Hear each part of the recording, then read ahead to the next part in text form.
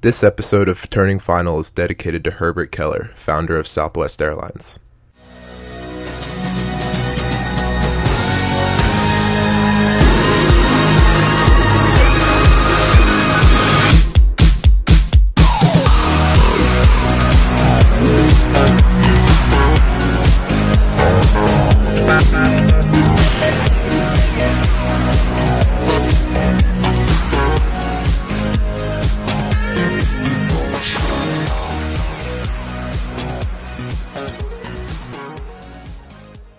Welcome back to Turning Final.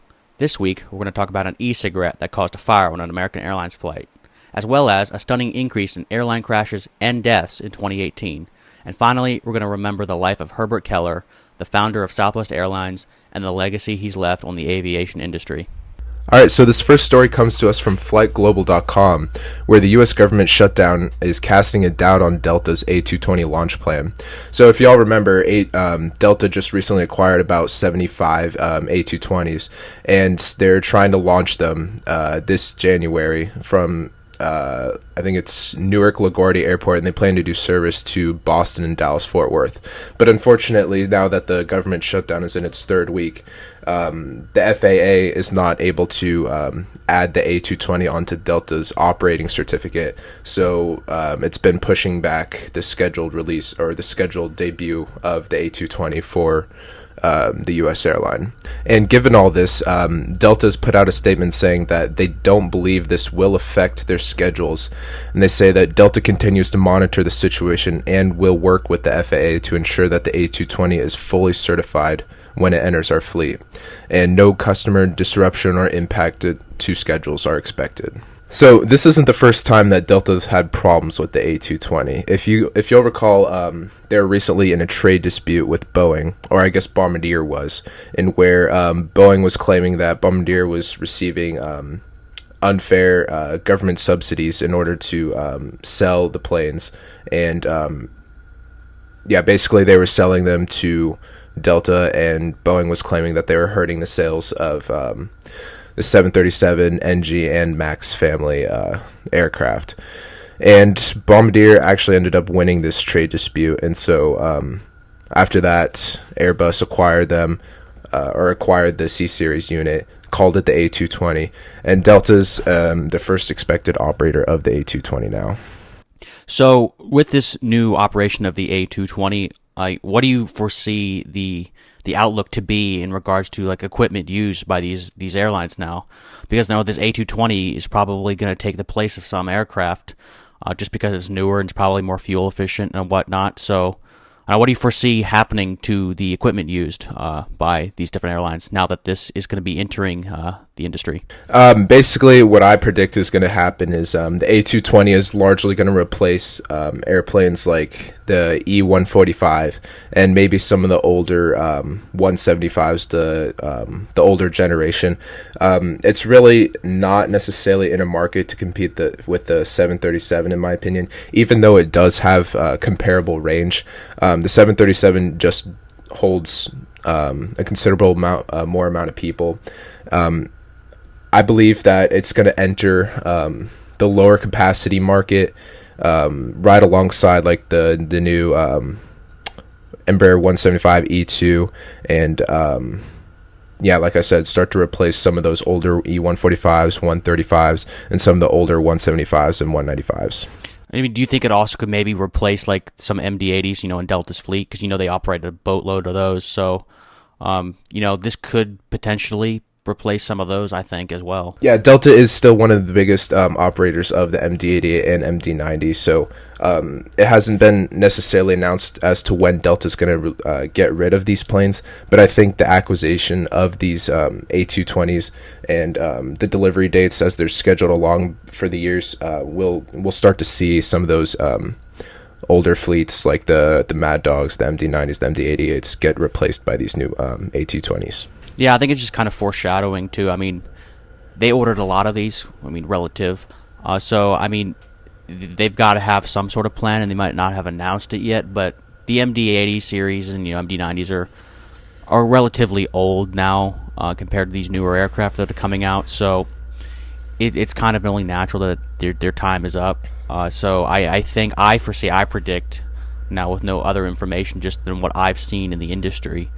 So I'm not basing this on any studies or information that's been released by anyone, just my own personal belief that the MD-80s will probably be replaced by things like the A220, because I know personally when I go on airplanes now and when I fly Delta, they're outdated when you get on the aircraft. I mean, obviously the seats and whatnot are well kept, the cabin's clean, but just the systems are outdated. Like even little minute things such as the overhead panel. When you're sitting there in the seat, the attendant call button and whatnot, you can tell they're kind of ancient, if you will, compared to these newer aircraft that are out, especially like the new 737 Maxes and all that. It kind of puts the MD-80s to shame in some of those older aircraft that are kind of used in their regional facets. So I think this A220 is probably going to start replacing, the E145s, 170s, MD-80s, 90s, and whatnot. But, that's just my opinion.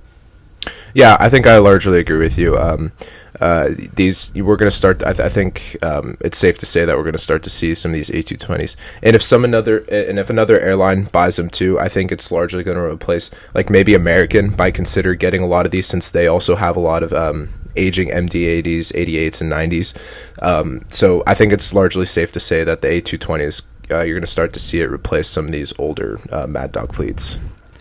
Yeah, and so I mean, even with American, they haven't phased out their MD-80s quite yet. I'm not quite sure if they've even publicly said when they're going to be gone by, but I mean, I know recently they've said that they're going to be phasing them out, but it seems like they kind of just have kept them around for some reason. I don't know why, but I think these newer aircraft are going to be beneficial regardless, because passengers will feel like they're flying a fancier aircraft. Even though it's maybe smaller than some other aircraft, it's going to have the newer interior, newer systems. It's going to be a little smoother and whatnot. So I think it may actually be beneficial to the airline in terms of profits, because people, when they go on the websites and when they see the aircraft, they might start avoiding the MD-80s and those smaller aircraft when they see the equipment and start booking only the flights that have the aircraft they like. So I think maybe the sooner they start implementing this new aircraft, it might actually help them in terms of profits. Yeah, I largely agree too. I mean, some of these older MD-80s, 88s, and 90s are starting to become an eyesore, and I mean they are workhorses for the airlines. They do carry a considerable amount of passengers. They're not the most fuel efficient planes in the world, but they're largely reliable. I mean, that's probably why they're still in service today. So. Yeah, I agree. I think passengers are largely starting to get tired of the Mad Dogs, and they hear about these new aircraft and they're saying to themselves, like, I want to fly in the new aircraft. So I think it's largely a smart decision for airlines to start replacing some of these older MD-80s and 90s with the new A220. Yeah, and a great example of passengers wanting to fly on the new aircraft and whatnot is like these new first flights of these aircraft. There's like this huge buzz and like excitement around it. So like if you go, they have these historic flights when like Delta had like their new Airbuses come out. People like are lining up at the door, per se, to get on this flight just because it's historic. It's the first ever flight in that aircraft for this airline. So it's just proven that people kind of are fanatic, if you will, over things like that are brand new and coming to the aviation industry, because there are a lot of people who just like airplanes and aviation, and so they get really hyped about this kind of stuff. So if these airlines, I think, can capitalize on this excitement about new aircraft, it may actually boost sales for them. Yeah, I largely agree, and especially with the route market that Delta plans to implement these on. LaGuardia, New York, that's an area where a lot of people with expendable income would probably be willing to fly on these new inaugural flights on these new aircraft, especially to places like Boston. It's not very far away, or even Dallas, Fort Worth, because those are two American hubs. So that's probably a really common route for them, and that's probably going to be a profitable route for them to implement this aircraft on. Yeah, and I mean since I'm Kansas City based as of right now, and so right now between LaGuardia and Kansas City, they're operating like CRJ 700s and 900s. And I know for a fact that everybody would rather be on this new A220 or even anything else. They'd even take an MD-80, but like find a CRJ from Kansas City to LaGuardia, New York, like 2.5 hours a flight all the way over there. And, they need bigger equipment than that. And, maybe not as big as a 737, but, the 220 is a step in the right direction, in my opinion. And I think it'll actually, boost sales for some of these regional routes. Yeah, I think you actually bring up a really good point there with the CRJ. I think we're starting to see a shift in the market to where passengers are starting to prefer the slightly larger, the more comfortable regional jets, because just maybe about 10 years ago, we're barely starting to see like the 170s, the 185s, the 190s, and these were still considered regional jets, but they were considered like the luxury, the premium regional jets. You were mostly seeing Embraer E120s, E135s, 140s, or I'm sorry, 145s, and the older CRJs. These were the ones that are the most synonymous with regional jets. They're the small ones, the ones where you don't quite fit in the seat, right? The windows are really low, so your head's just against the wall and the window's at your shoulder. So I think we're starting to see a shift in the markets where people are starting to prefer these larger regional jets just because of passenger comfort. Oh, definitely. And I probably can guarantee you that when people, because I know I do it, when I go online to book a flight, it used to be that I didn't really care what equipment I was on. I just was looking at the times. Now, I'm looking at the time of arrival and departure in addition to the equipment used. And if the equipment used is like a 145 or something I really don't want to be on, even if the time's great, I'm not going to be on that flight. I'll take a little bit later departure or arrival just to be on an aircraft I like. So I kind of think that reflects the mindset of most travelers these days. Yeah, exactly. And I have that same issue where I'm always looking at the equipment that's going to be used, because I'm a bigger guy. I'm 6'4", so it's really hard for me to fit comfortably in these planes. So if I'm looking at a flight and I see two comparable flights, one operated with a 145 and one operated with maybe a new A220 or a new 175 or 195, I'm taking the A220 or the 175 or 195. I do not want to be on that regional jet, because I've been on the new or I guess the bigger Embraers compared to the CRJs and the smaller Embraers, and the bigger ones are just so much more comfortable, even for these shorter, like 1 hour flights. They're just so much more comfortable for your body, and they don't put you in that really awkward position and just make your body really sore and hurting after your flight. Oh yeah, totally. I know, I think I discussed this last time. I can't stand the 145s and 135s. They need to be replaced, in my opinion, with the 170s, at least that size. So, yeah, no, if I see a 145, like the only way I'll ever fly one of those again, if I have to go somewhere and that's the only thing available, then I'll fly it. But if there's other alternatives, I'd rather get in like at 2 a.m. and take another aircraft, because it's exactly that much to me. So. Yeah, exactly. And I think, we're not alone in that decision. I think a lot of passengers would rather take the more comfortable flight, even if it's at an unusual time, rather than the flight where the aircraft is smaller and it's going to be really uncomfortable, especially if it's for over an hour in a prolonged period of time. Oh, definitely. And we'd love to hear what you guys think about this. Do you guys like the smaller regional jets, or do you like this kind of trend towards the larger regional jets? And let us know on Instagram and Twitter. Our handle is final_turning. So yeah, we'd love to hear from you guys. Okay, our next article comes from Inc.com, and it's basically explaining how in 2018 there's been an uptick in deaths and crashes in the airline industry. So basically in 2017, only 13 people died in commercial airline incidents, and 534 died in 2018. That's over 500 more people have died in airline incidents in 2018 alone compared to just last year. That's like insane to me.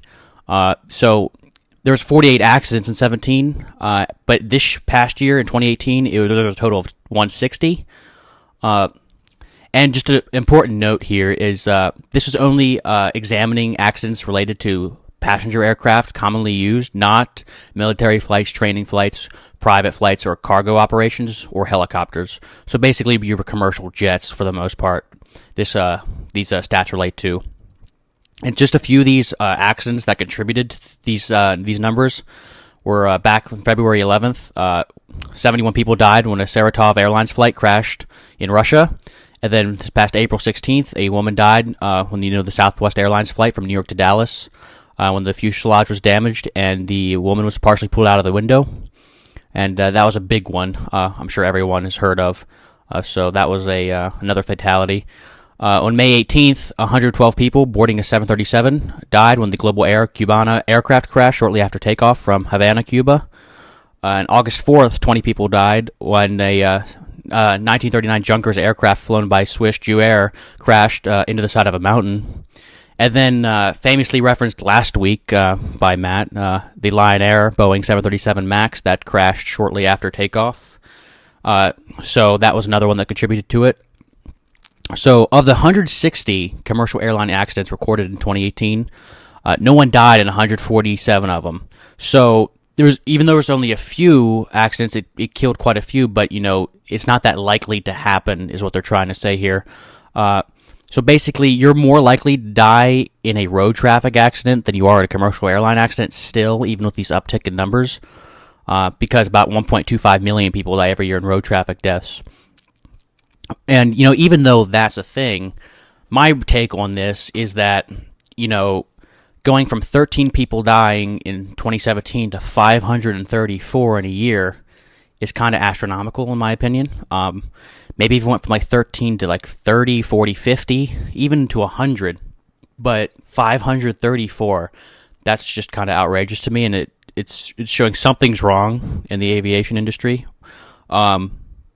I don't know what it could be, but something's totally wrong. And as we discussed last week, it could be upper level management, maintenance, pilots, and it's across the board though, because this isn't just one airline. This is everybody. So that's kind of really just kind of mind-boggling. But it also just seems like it's probably maintenance, in my opinion. I don't know. Because it seems like things that are going wrong are malfunctioning attitude indicators, or your engine cowling's going. It doesn't seem like most of them are pilot error, where they just decided to do something that they shouldn't. Yes, a few of them are, but it seems like the majority to me are ones that could probably be fixed by maintenance if they had done preventative maintenance. So that's just kind of my take on that, Matt.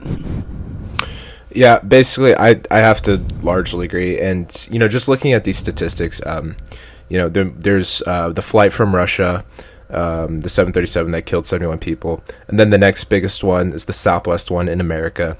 Then the next one is the 112 people in Cuba that died on the 737. And then most recently, the 737 MAX that crashed in Indonesia.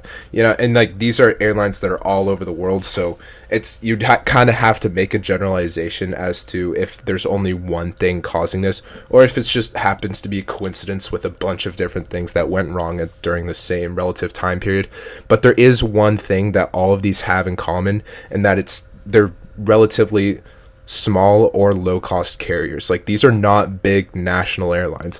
The Cuba Airlines, it might be a national airline, but it's definitely smaller than most of the other national airlines in the world. So I think that might have something to do with it, in the fact that they're all really small, either small or low-cost carriers. And I think what we've often seen is that sometimes these low-cost carriers or these smaller airlines have to cut some corners somewhere in order to keep up with revenue in competing with the larger airlines. So that might have to speak to something that some of these lower cost carriers or smaller airlines are doing in cutting corners to where it's causing some of these other accidents. Yeah, that's a very good point that you just brought up, actually, because as I'm going through it, I'm realizing, yeah, you're right.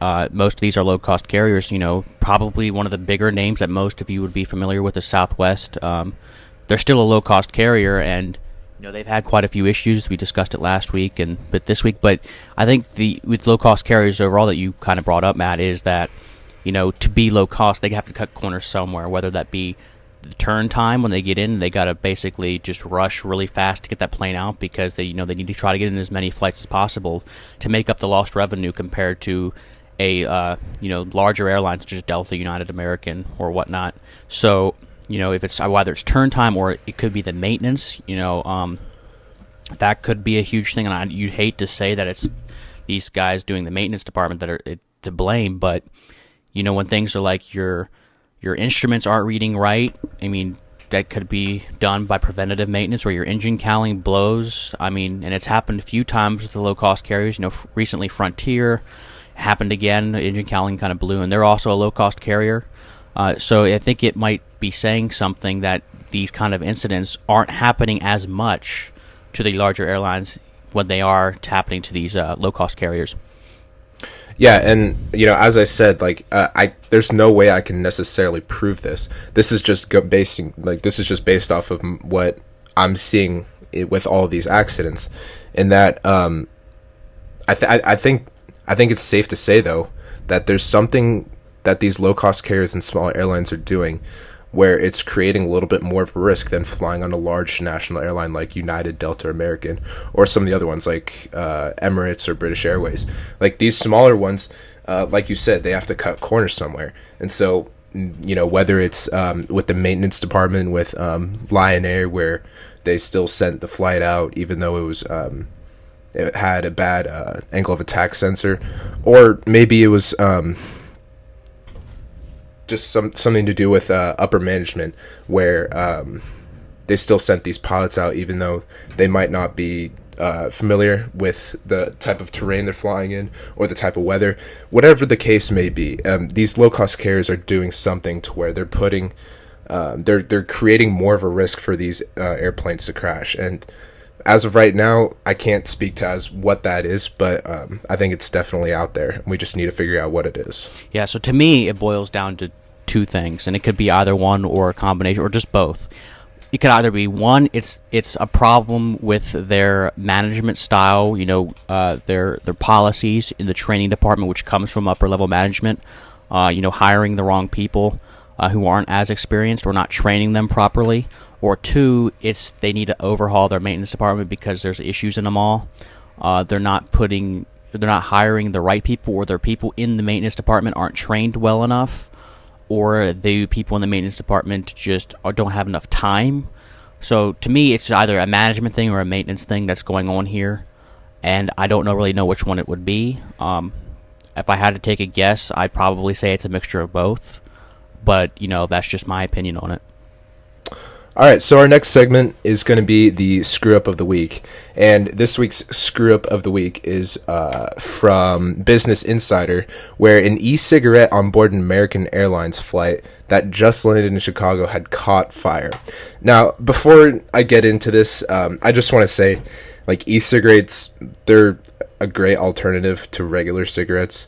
They still got the nicotine with that. But that's not the point of this. The point is, people just need to be smarter about their electronic devices on planes, especially when we have all of these warnings by the FAA. And every single time you get on a plane, especially after the Samsung, I think it was the Note 7 with the exploding battery, they really drill this into you that you're supposed to be careful and make sure that, if possible, just don't bring them on the plane. But if you're gonna, make sure that you're just not using them in a weird way, or that if they do explode or catch fire or anything, you got to let them know, or at least let the flight attendants know.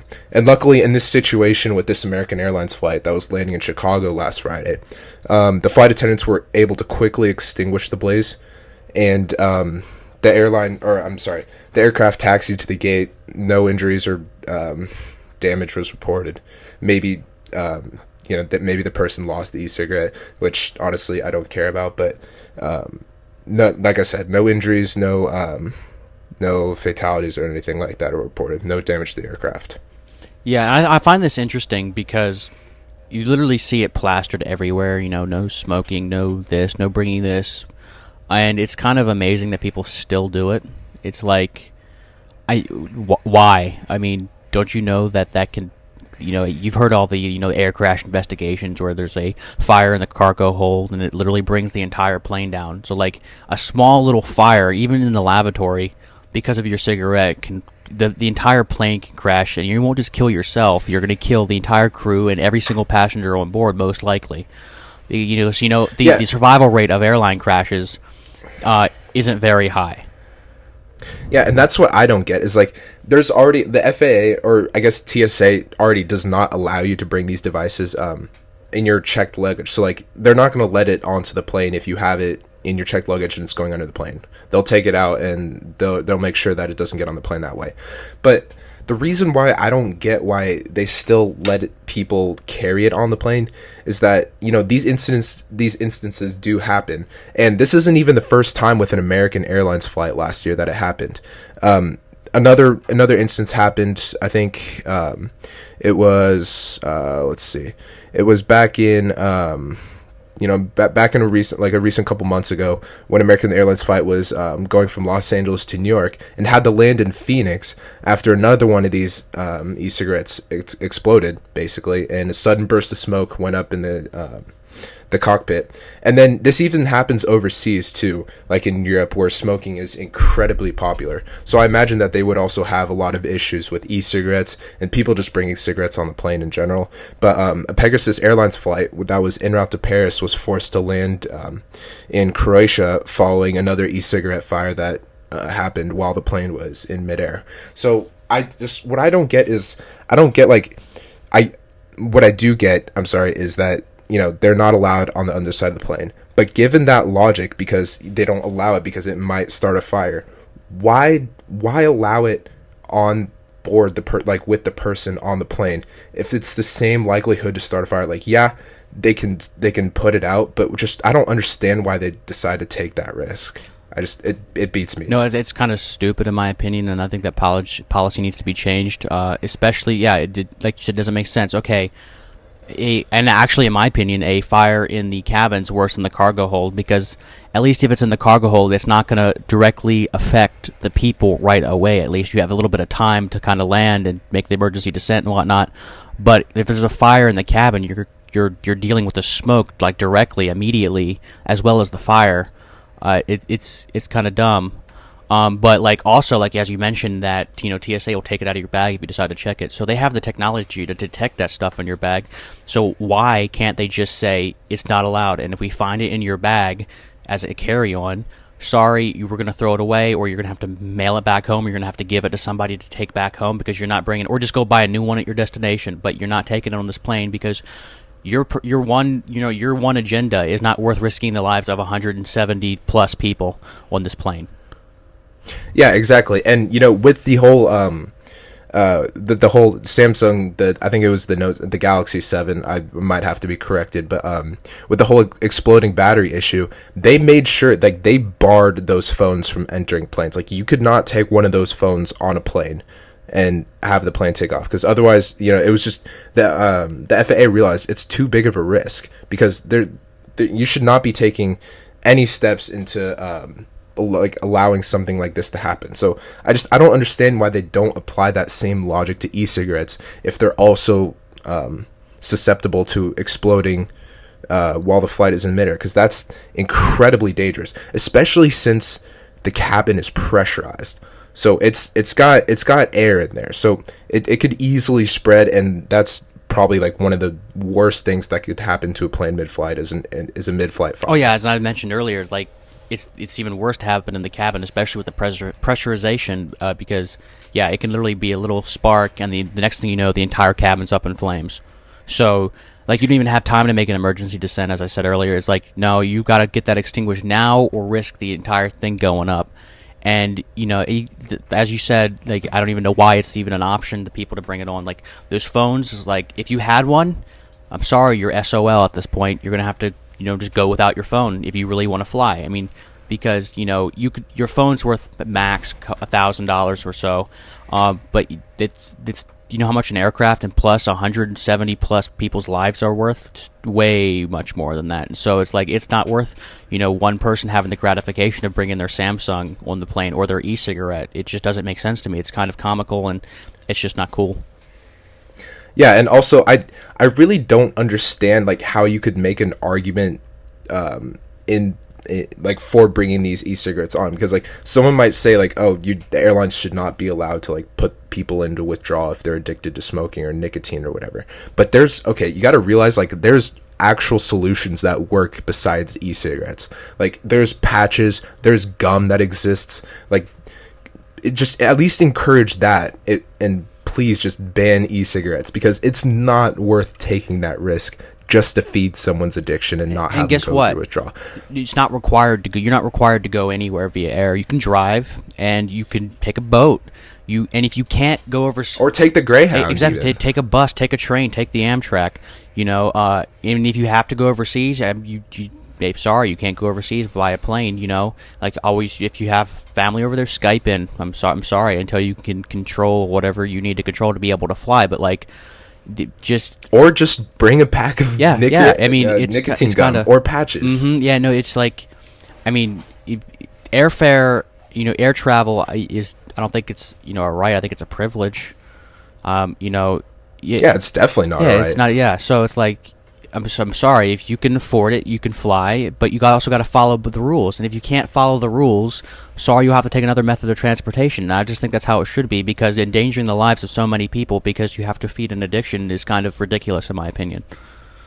Yeah, and that's completely my bottom line argument, and the most I'll say on this is that if you have an addiction to nicotine, I'm sorry, but you should airlines should not be forced to feed your addiction and then put all these other passengers at risk just because you want to go somewhere, but you can't control your addiction. Yeah. I'm sorry, but that's just not a legitimate excuse. I don't care what you say to that. It's not worth the risk, especially when you're on international flights too, especially when there's a lot of people on the flight. It's just, I'm sorry, that it's not worth it. Yeah, and especially, it's like, I'm not telling anybody how to live your life. You can do whatever you want to do, but there's also consequences to your choices that you make. And, if you choose to smoke an e-cigarette, that's fine. You can live your life however you want to, but that may also mean that you can't fly on an airplane if you want to bring it. So, it's just every, action has a consequence, whether it be good or bad at this point. Yeah, so bottom line, I strongly believe that e-cigarettes and vape devices too, because vape, they do the exact same thing. I strongly believe that these devices should just be banned like they are from the underground or from the underside of the plane. I just don't think they should be allowed on an airplane at all.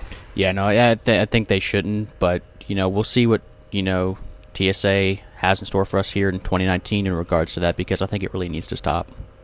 Like what you're hearing so far? Wish there was some way you could help us in making this podcast? Well, you're in luck, because Turning Final is now available on Patreon. Why become a Patreon supporter of us, you may ask? Well, it's simple. Our Patreon supporters gain access to the show a full 24 hours in advance of any other platform, plus bonus content at the end of every episode. These perks are only available to our Patreon supporters, so if you'd like to get in this, then go to www.patreon.com/turningfinal. Again, that's www.patreon.com/turningfinal. All right, our next segment is about a little airline called Moxie Airlines. Now, for those of you who don't know, this is a new U.S. carrier that'll be launching very soon. It's founded by a group of investors that include David Neeleman. He's also the founder of JetBlue. He's also a major investor in TAP Air Portugal, and he's a controlling shareholder in Azul Airlines in Brazil.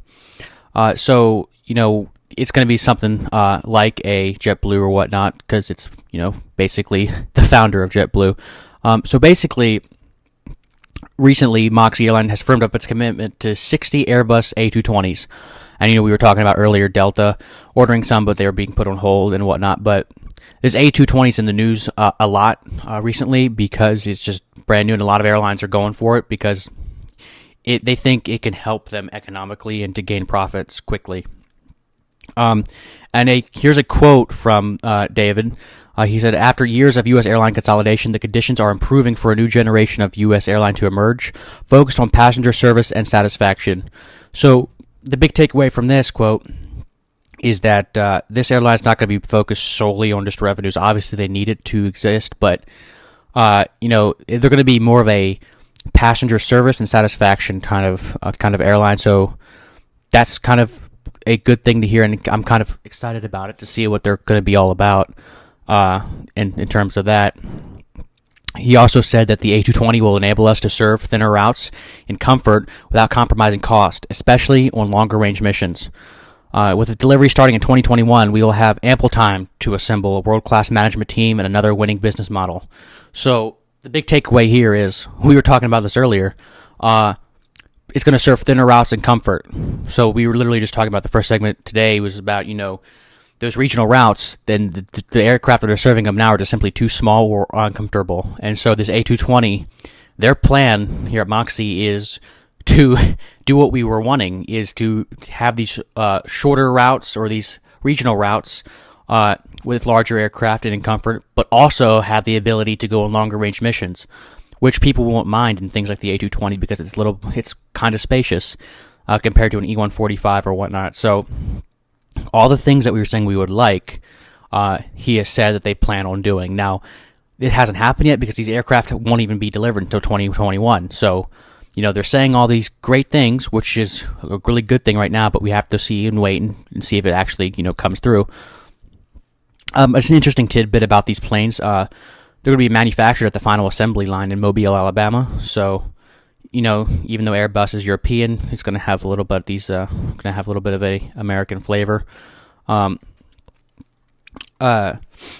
Airbus's chief commercial officer said that Moxie has its sights set on the future. So I can't think of a better aircraft to put into their fleet than the A220. So, Airbus is, happy to be in this partnership or this, this agreement with Moxie to provide the aircraft. So multiple parties here are excited about the future of not only the A220, but this new startup airline that'll be hitting the skies here, relatively quickly in years. Also, they said that they believe the A220 is the future of this segment of the market. And the flying public will know from the minute they set foot on board that their experience is the best of the industry has to offer. So, yet again, larger, more spacious, modern, and that's all attractive to passengers and people who produce revenue for the airlines. When you're a passenger, you're looking for comfort, service, new, and all those qualities. And this A220 is going to have that. And Moxie's going to have that because it's new and fresh. It's a new airline.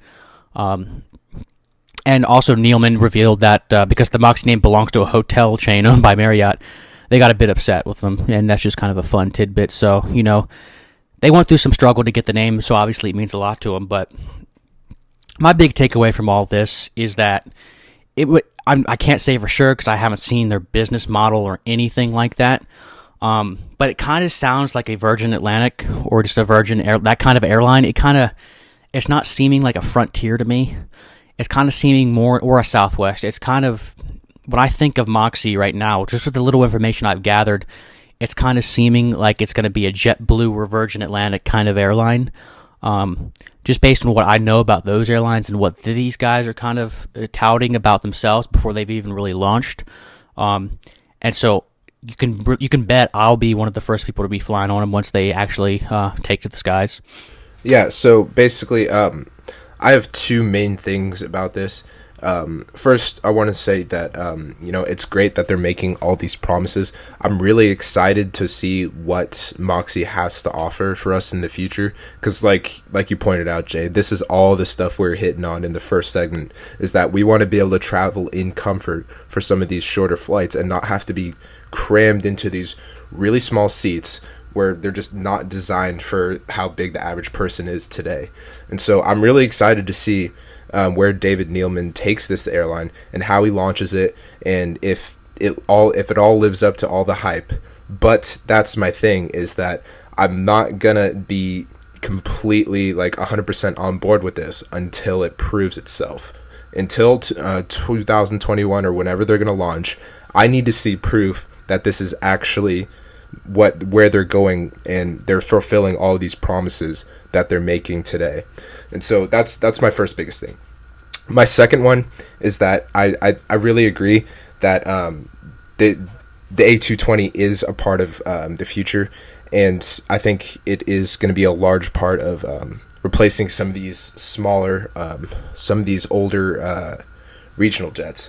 And so I think, I don't really mean to bash Boeing here, but I just have a little bit of skepticism here because the 737 was promised to also deliver top quality passenger comfort. But we've already seen complaints from like American Airlines travelers, and maybe this just has something to do with how the airlines configure their planes. But so they're I don't understand how they're going to keep costs low if that's what they're aiming to do, and also provide top quality passenger comfort. I need to see the proof, and I need to see where they're saving those costs and how they're actually passing on the savings to the customer. I'm a realistic person. I just need to see proof of it. Yeah. So like these aircraft aren't even going to be delivered till 2021. And so once they're delivered, they got to go through their own maintenance checks and whatnot. So like realistically, I don't even know when this airline's going to start serving passengers. It's definitely no later than 2021, I think. So, and I'm kind of in the same boat. I'm excited to see what they have, but I'm not going to say that they're the greatest thing since sliced bread right now. They could be, but right now I'm not ready to jump on that bandwagon either.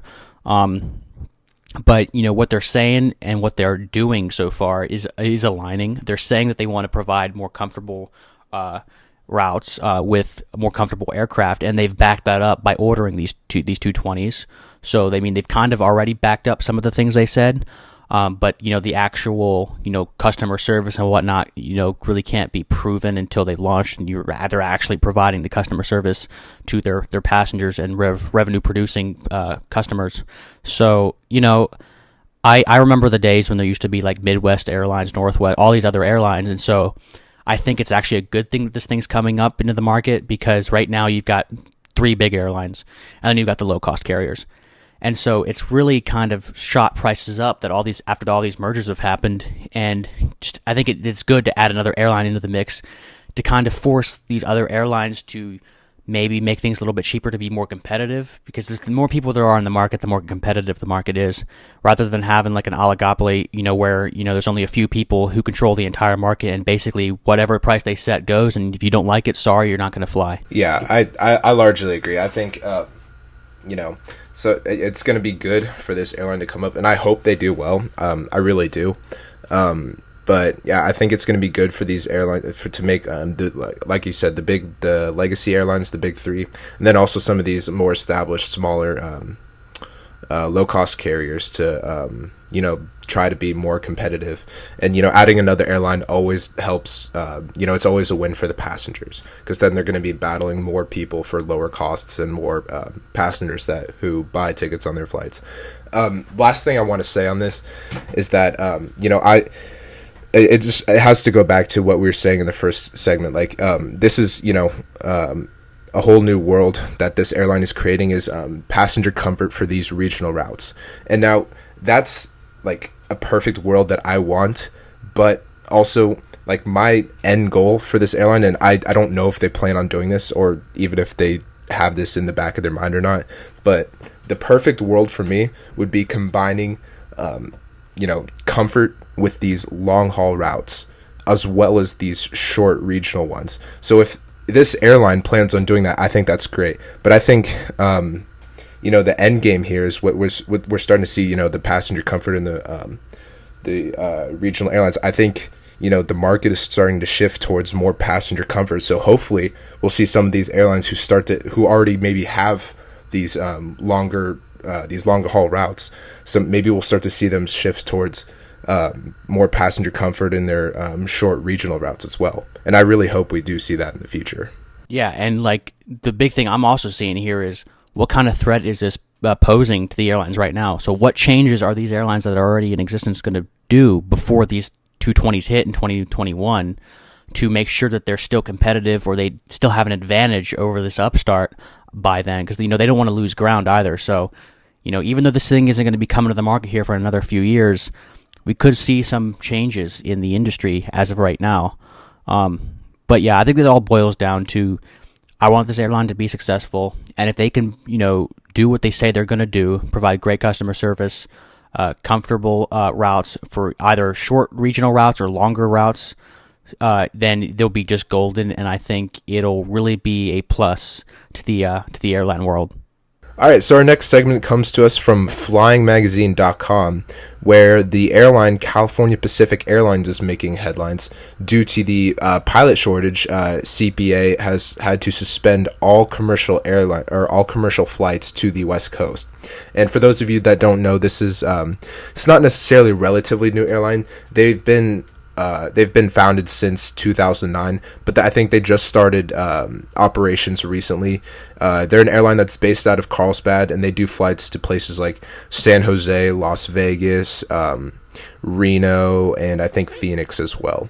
And so, due to the pilot shortage, this airline currently, quote, "We temporarily suspended our Carlsbad flights and ticket sales due to the impact of the nationwide pilot shortage," end quote. And it also put out a statement saying that all of the 55-seat Embraer ERJ 145s they're forced to cancel all those West Coast flights indefinitely. They say they're gonna start back up soon, but there's been no definite timeline that's been put up saying when they will actually start to begin ticket sales and flights back. And so, yeah, like I said, this airline it's pretty small. I think they're based out of or some of their more central operating routes are like out of Denver, Colorado, and they operate to towns like Watertown and Pierre, South Dakota.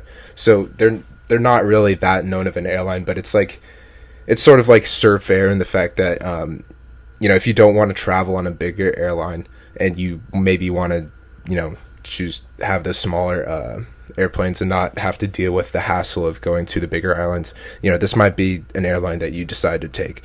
So This isn't even the first challenge that this airline has had to face. The company, like I said, it was founded in 2009, but it struggled to obtain a proper certification for operations. And then in 2017, the airline purchased ADI Aerodynamics and acquired its commercial airline certificate, along with 4 of their Embraer ERJ 145s. And that's how the airline was able to start operations last fall.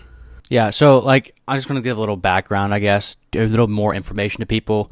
To kind of explain why there's a pilot shortage overall. I mean, okay, so the rule is in the airline industry is, once you hit 65, you have to retire. They just can't take the health risks. Even if you're a perfectly healthy person, you're getting your physical every 3 to 6 months based on your age, and it says you're healthy. You could get it. As you get up there, things could just take a turn for the worst instantly. And so basically the airlines have said 65, I'm sorry, you gotta retire. So basically, right now what we have is a lot of people who are getting close to it or just super close to that age. And so they're retiring, and we're running out of people coming in, the pilots coming in. So there's a big need for them. And so, right now is the time to be in flight school and whatnot, because the odds of you getting a job after you graduate and after you get your ATP and whatnot are really, really high. And so, that's just kind of the background on this. So, it's kind of understandable. This airline, though, here isn't the only one who's experiencing it. Every airline's kind of got, they don't have their numbers that they used to, is what I guess I'm trying to say here. And so, yeah, this is a big story here too, but also everywhere else, it's just kind of, if you look at it, it's oh wow, we're going to need more pilots here pretty soon. Yeah, and like we were saying, this is a good example of how real the pilot shortage is. Because you hear about it all the time, but then you also hear about how the aviation industry is booming, and airlines are adding all these new routes. So you wouldn't really take it to seem that this pilot shortage is affecting these airlines. And it's definitely harder to see in the more established airlines, like the bigger low cost like Southwest and Frontier and Spirit, and also in United, Delta, and American. You'll hardly ever see it, except maybe if they cancel a route to a smaller city due to the pilot shortage. But this is where you'll really see the pilot shortage take effect, is these really smaller airlines like California Pacific, where they had to cancel all of their flights that were based out of the West Coast. So as of right now, they're not doing any ticket sales or flights out of their West Coast based in Carlsbad. Yeah, and this can be really detrimental to them too, because that's a lot of revenue that they're missing out on right now, just because they don't have the pilots or the the crew members to do it. So it'll be interesting to see, what will come out of this, especially for them. Yeah, and like I said, the airline does have a plan to start ticket sales and routes back up. They haven't put out a specific timeline, but they did put out a statement saying that they have the pilots in training. It's just a matter of when they can get those pilots certified once they get checked out by the FAA, and they can actually start, they're able to start flying those routes. Yeah, and here's the problem I see with this whole pilot shortage thing. Guess what's going to happen? Once all these people retire and all these new people flood in at once. There's not going to be no experience anymore. Yeah, that. Okay, and so guess what? This new flood of people that just come in and replace these guys, it's going to be the same situation here in 30, 40 years. Literally, like, all these new people replacing these guys are just coming in like in one giant wave to replace them.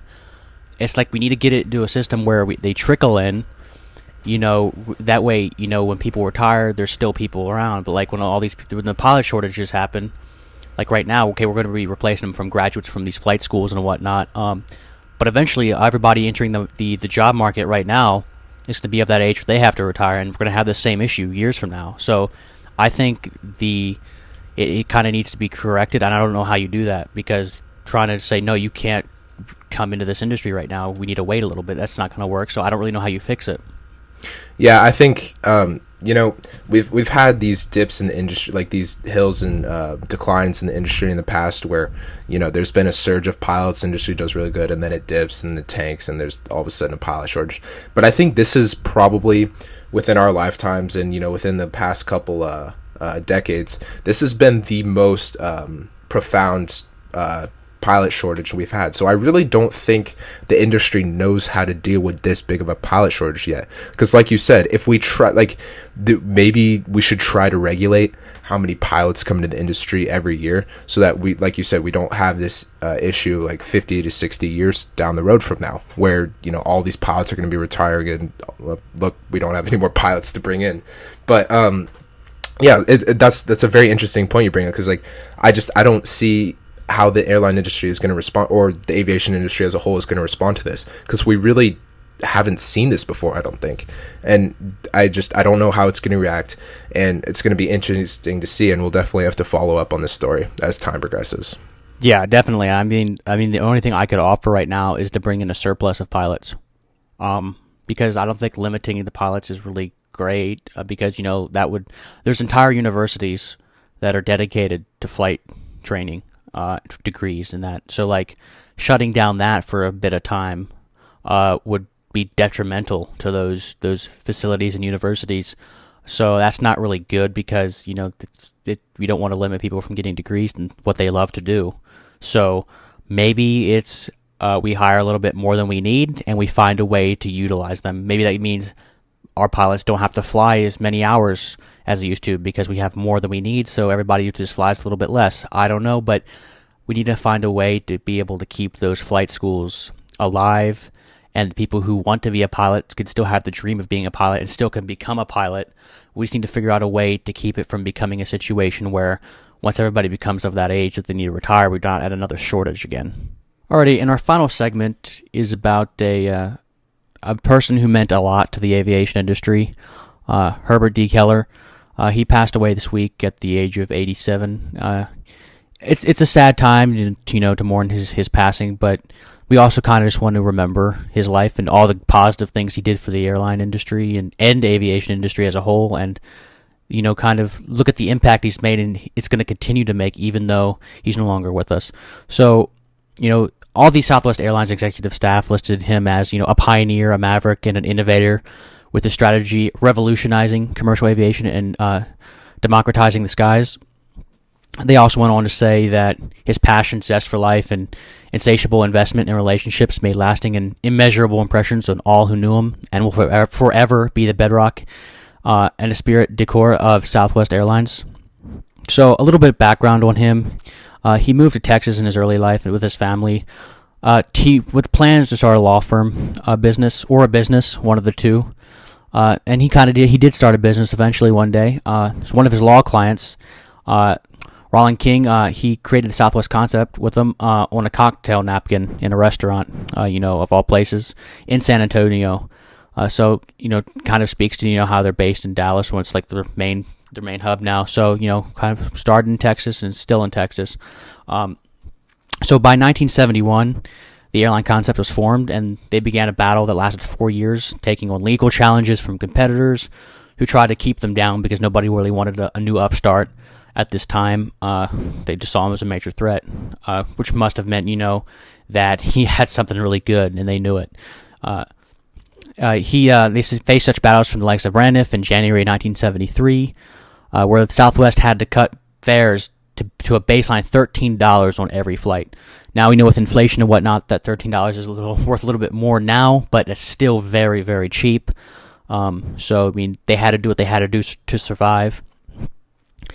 They succeeded in the battle against their competitors by offering low fares. As they do now, they're still one of the lowest fared airlines out there.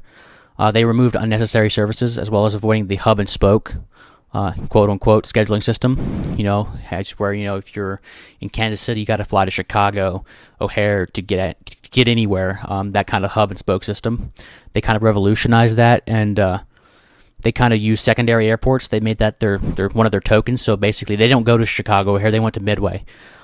They kind of wanted to be different from everybody else and kind of revolutionize it that way. So you don't have to fly to a main hub to get somewhere with Southwest. And by 1982, he became the CEO of the carrier, and this marked the beginning of a corporate culture that made employees well known for having fun and not taking things seriously. So, when you see Southwest Airlines commercials and whatnot, and when you experience it in person, you kind of get that fun, that really fun vibe. And apparently this has been going on since 1982. That's just kind of what he believed in and kind of the culture he wanted to create. And it's amazing that it's still going on today. That I can feel that culture when I fly Southwest, and I don't fly them a lot, but when I do, I feel it. So he did a great job instilling that into the company. So now moving on to 2004 from 1982, the airline was named among the top 5 most admired corporations in the U.S. For coming from Fortune magazine, and this is an incredible feat, in my opinion. For a low-cost carrier to be in the top 5 most admired corporations in the U.S.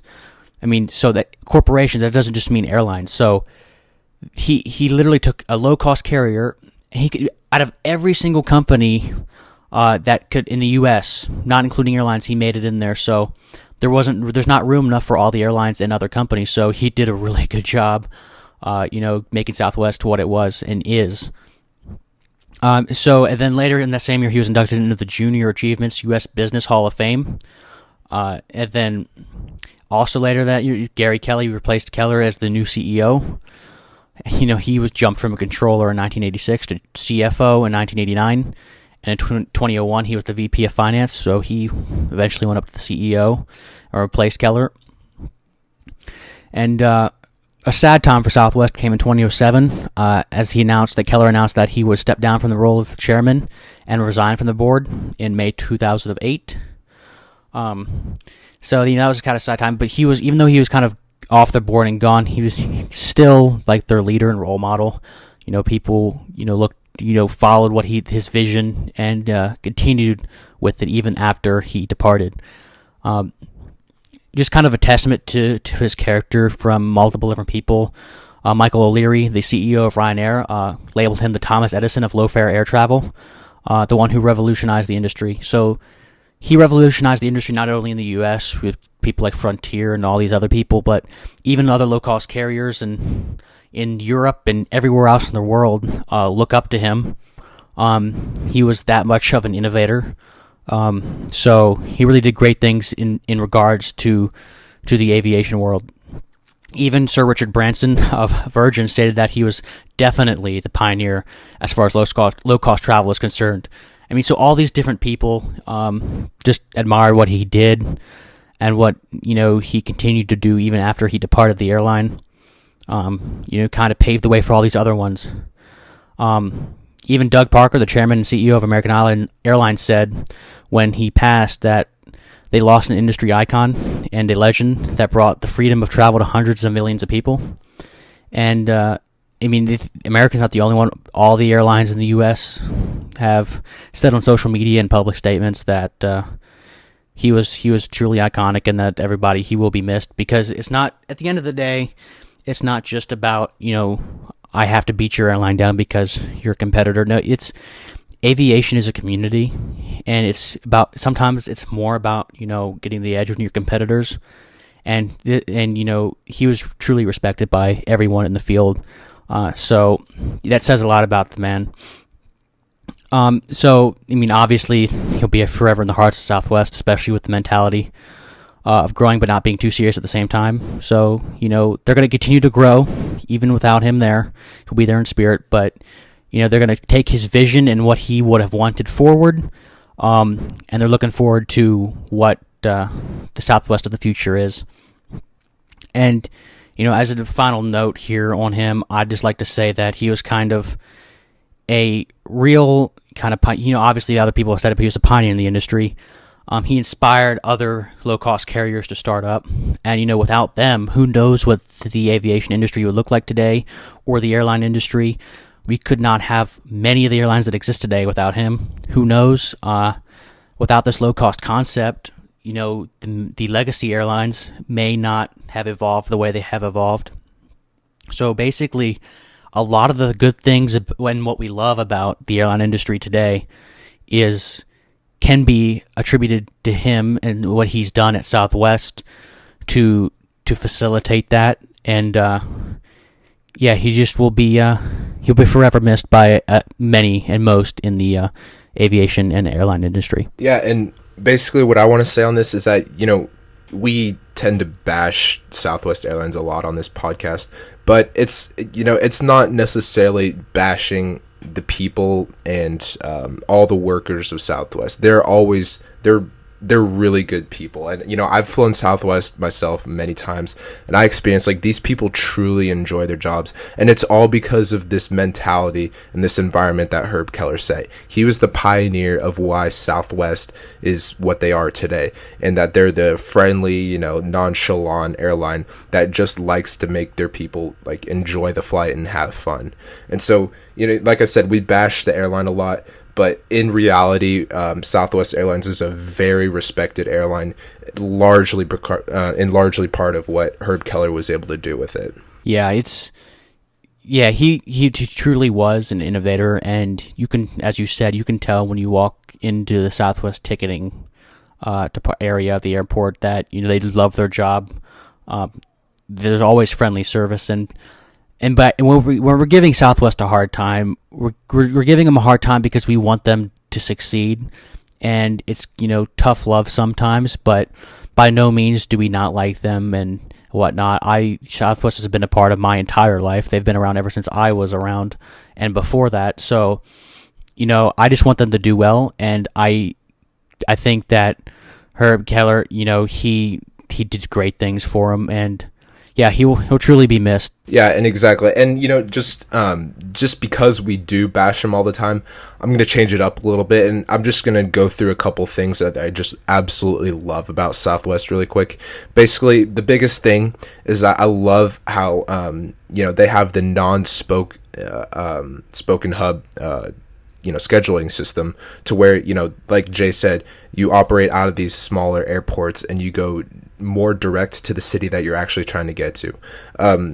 Back a while ago, about a year ago, I was based in San Jose, California, and San Jose is a hub city. It's a focus city for Southwest, and they had many flights daily out of there to all these different cities in California. You could get any time of the day, you could get from San Jose to anywhere down south in Southern California, so Los Angeles, Burbank, Ontario, even places like Santa Ana, and even San Diego.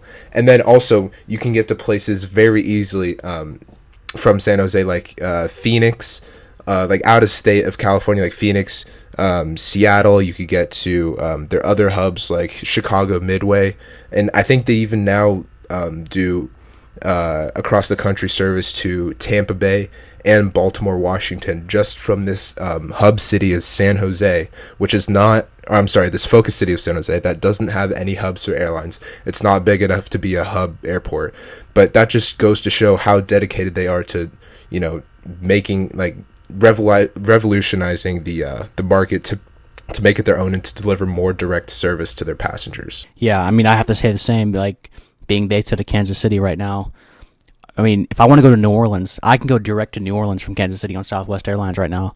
But I can't on any of the legacy carriers. I have to go to Dallas, Chicago, Atlanta, Minneapolis, Detroit, and then pick up a connection. So he truly revolutionized the way you get to places from city to city rather than just having to go to a hub. You know, like if they're Southwest Airlines as a hub and spoke system, they'd take you to Midway or Baltimore or, you know, San Jose or Dallas, one of the Phoenix or LA, and then you'd fly somewhere else. But no, you can go a lot of places nonstop on them now, no matter where you live. You can live in one of the smaller cities that they serve and still go direct to a lot of places. So it's truly appreciated that, you know, they came up with this concept and that it's still working today. And Southwest is very successful, no matter, you know, even with the little bit of struggles they've had with, you know, other maintenance and whatnot. Yeah, so they've just been super successful, and and I look forward to them continuing that success. And I know they will, because I know their culture and what I've experienced walking through the doors of every airport I've ever been in and flown Southwest. And so I'm just looking forward to see what the future of Southwest Airlines has in store, and to see how they carry on Herbert Kelleher's vision for the airline. Herbert Kelleher was an amazing person who truly innovated and pioneered the way for the aviation industry going forward. And we know that he'll be flying high in heaven, and he'll be truly missed. Alright, so that's going to do it for this episode of Turning Final.